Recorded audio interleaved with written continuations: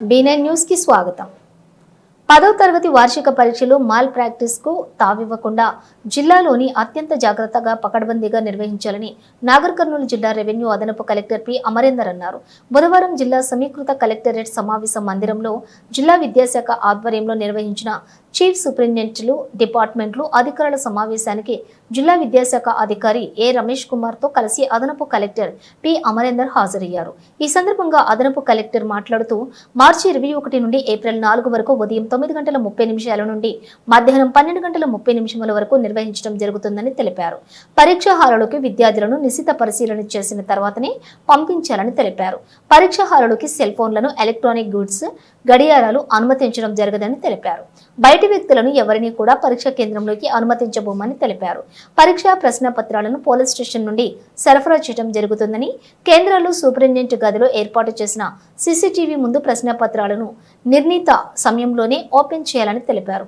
పరీక్షల నిర్వహణలోని అనంతరం ఏ రోజుకు ఆ రోజు జవాబు పత్రాలను పోస్టాఫీస్కు పంపించాలని, పరీక్షల విధులను అత్యంత బాధ్యతాయుతంగా నిర్వర్తించాలని ఆయన పేర్కొన్నారు. ప్రతి పరీక్షా కేంద్రాల్లో విద్యార్థులకు గాలి, వెలుతురు పుష్కలంగా వెలువడేలా చూసుకోవాలని, అన్ని ఏర్పాట్లు పక్కాగా ఉండాలని ఆదేశించారు. గత 10వ తరగతి పరీక్షల్లో జిల్లా రాష్ట్ర స్థాయిలో 21వ ఉత్తీర్ణత స్థానంలో ఉందని, ఈసారి పరీక్షల్లో జిల్లాను రాష్ట్ర స్థాయి ఉత్తీర్ణతలో 10వ స్థానంలోకి వచ్చేలా కృషి చేయాలని ఈ సందర్భంగా అదనపు కలెక్టర్ పి అమరేందర్ కోరారు.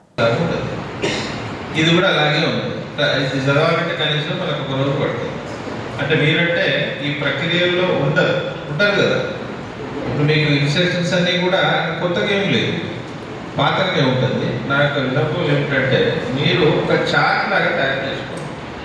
జనరల్గా మనం ఎగ్జామ్ ప్రిపేర్ అయినప్పుడు ఏం చేస్తున్నాం అంటే బుల్లెట్ పాయింట్స్ అని, లేదంటే సీఎం గారు విజిట్ వస్తున్నప్పుడు ఎవరైనా సీనియర్ ఆఫీసర్స్ వస్తుంటే జనరల్గా మనం ఏం చేస్తామంటే వారు ఏదైతే మనం అడుగుతారో అవి మనం ఒకసారి రాసి పెట్టుకోవడం జరుగుతుంది. ఈవెన్ సీఎం గారు మీటింగ్ మీకు తెలుసు. అంటే ముందు మన సెంటర్లో అన్ని వసతులు ఉన్నాయి అంటే మెయిన్ ఫర్నిచర్ ఉందని దయచేసి ఒకసారి చూసుకోండి. అంటే మీ సొంత ఇన్స్టిట్యూషన్స్కి అయితే మీరు వెళ్ళరు కదా. ఓకే, సొంత ఇన్స్టిట్యూషన్కి వెళ్ళిన ప్రాబ్లం ఎక్కడ వస్తుందంటే గతంలో చాలాసార్లు మనం చూసాము, ఫర్నిచర్ దగ్గర సమస్య వస్తుంది. అబ్బాయి మనకు 3 గంటలు ఎగ్జామ్ రాసేప్పుడు ఆయన కంఫర్టబుల్గా ఉండే పరిస్థితి ఉందని ఫర్నిచర్ మీద ఫస్ట్ చూడండి.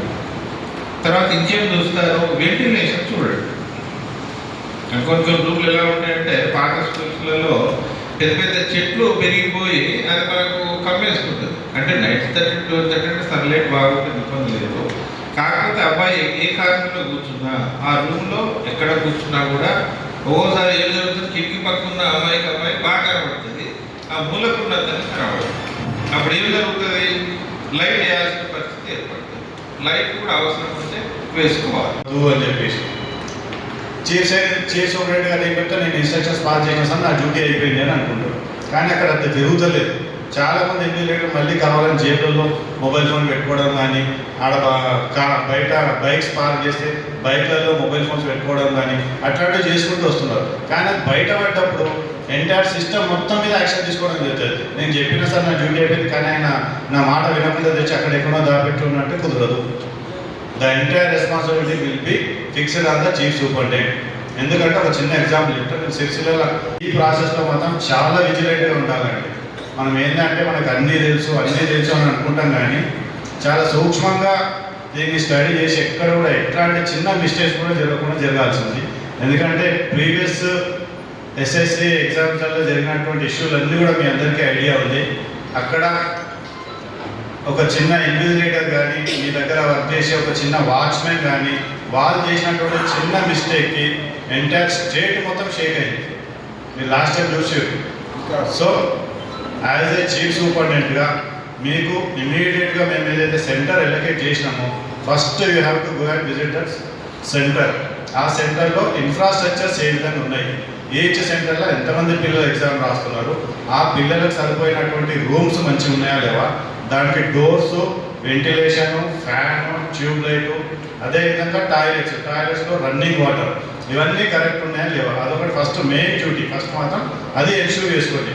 ఏం తక్కువ ఉన్నా కూడా ఇమీడియట్గా కన్సర్న్డ్ స్కూల్ హెచ్ఎంకి ఫోన్ చేసేసి ఆ స్కూల్ హెచ్ఎం ద్వారా ఆ వర్క్స్ ఏమున్నా కూడా ఫస్ట్ ఇమీడియట్గా వర్కౌట్ చేసుకోవాలండి.